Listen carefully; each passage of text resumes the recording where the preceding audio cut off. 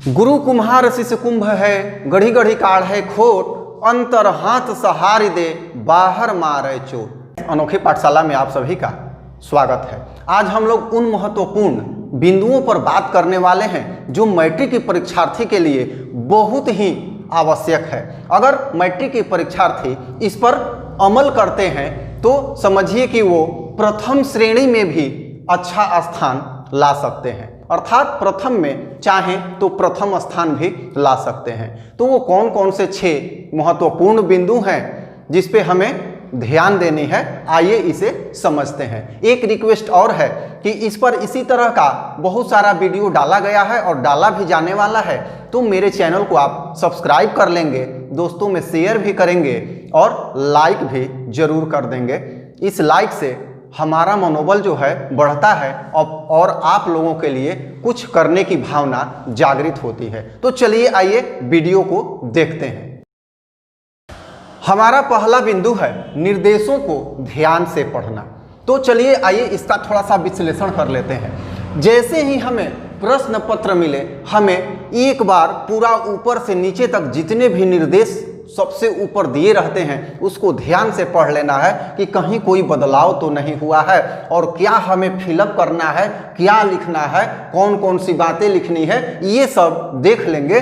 जो निर्देश को अगर ध्यान से हम पढ़ लेते हैं तो पता चल जाता है, इसमें ये भी पता चल जाता है कि कितने ऑब्जेक्टिव क्वेश्चन का आंसर देना है, कितने लघु उत्तरीय प्रश्न का आंसर देना है और कितने दीर्घ उत्तरीय प्रश्नों का आंसर देना है। ये बहुत जरूरी होता है, क्योंकि कॉपी हम जो भी लिखते हैं अगर उस पर कुछ छूट जाए या हमारा अपना जो कुछ भरना है वो छूट जाए तो बड़ी दिक्कतों का सामना करना पड़ सकता है। इसलिए सबसे हमारा पहला काम है निर्देशों को ध्यान से पढ़ना।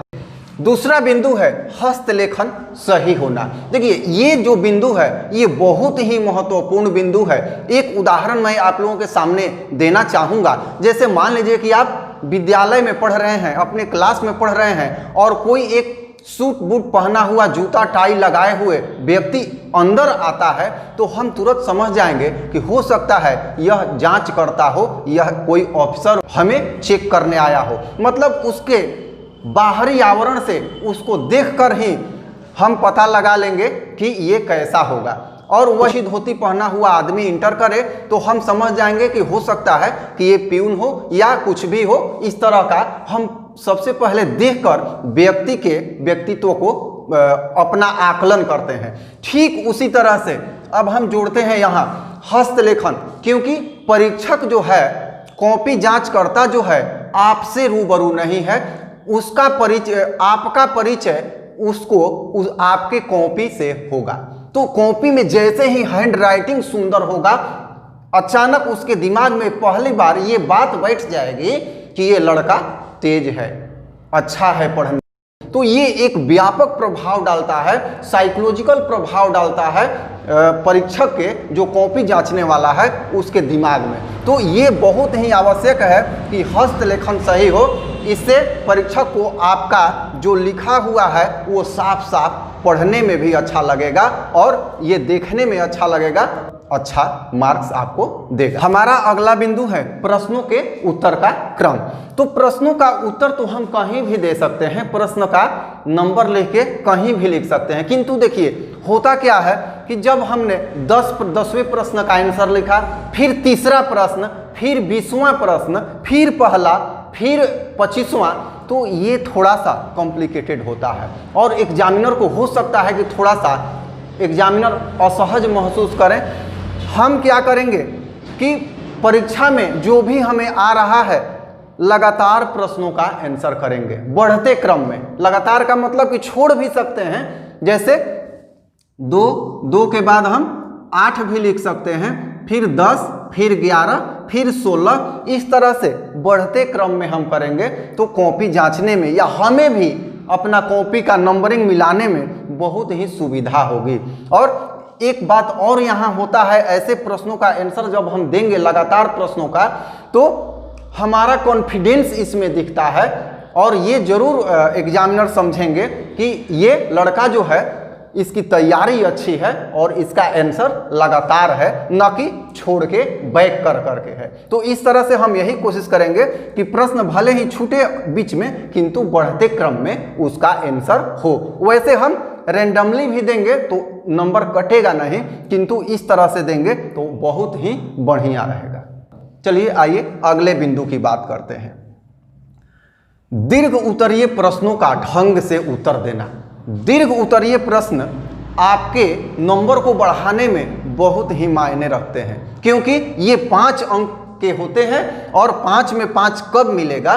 तो हमें दीर्घ उत्तरीय प्रश्नों में कोशिश ये करना है कि पहले तो सभी प्रश्न को हल करने से पहले फिगर जरूर बना। कुछ ऐसा भी प्रश्न है जिसमें फिगर नहीं बन सकता है, किंतु जितने भी प्रश्न हैं अधिकांश प्रश्नों में फिगर बन सकता है। आयतन और क्षेत्रफल से संबंधित प्रश्न हो, हाइट एंड डिस्टेंस से संबंधित प्रश्न हो, या नियामक ज्यामिति से प्रश्न हो, तो ऐसे प्रश्नों में हम फिगर जरूर बनाएंगे, क्योंकि फिगर बनाने से एग्जामिनर यह समझता है कि इस विद्यार्थी का कंसेप्ट जो है बिल्कुल क्लियर है, इसके बारे में वो बढ़िया से जानता है, इसकी पकड़ है।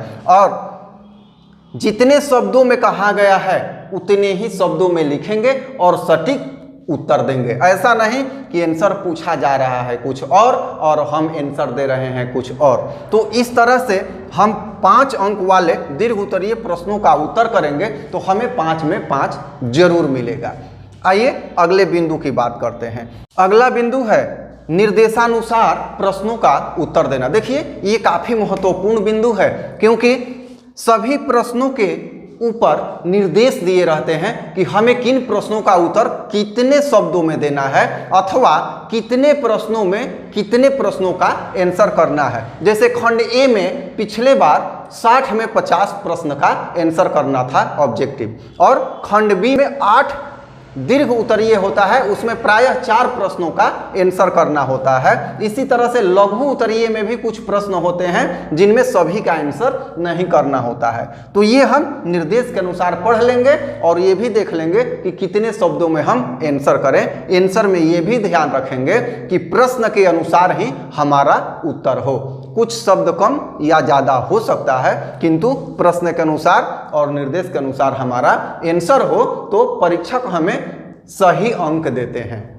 चलिए इसके बाद अगला और अंतिम बिंदु है समय का भरपूर प्रयोग करना। ये भी काफ़ी महत्वपूर्ण बिंदु है, क्योंकि हमें एग्जाम में हड़बड़ाना नहीं है या ओवर कॉन्फिडेंस में नहीं रहना है। बहुत विद्यार्थी क्या करते हैं, समय से पहले ही कॉपी लिख के बैठ जाते हैं। तो हम लोग क्या करेंगे, परीक्षार्थी क्या करेंगे जो अभी परीक्षा में शामिल होने वाले हैं, तो खूब बढ़िया से हस्तलेखन का प्रयोग करेंगे, अच्छा राइटिंग लिखेंगे और ये देख लेंगे कि प्रश्नों के इर्द गिर्द ही उनका आंसर हो और प्रश्न का नंबर अर्थात जो संख्या है वो छूटे नहीं।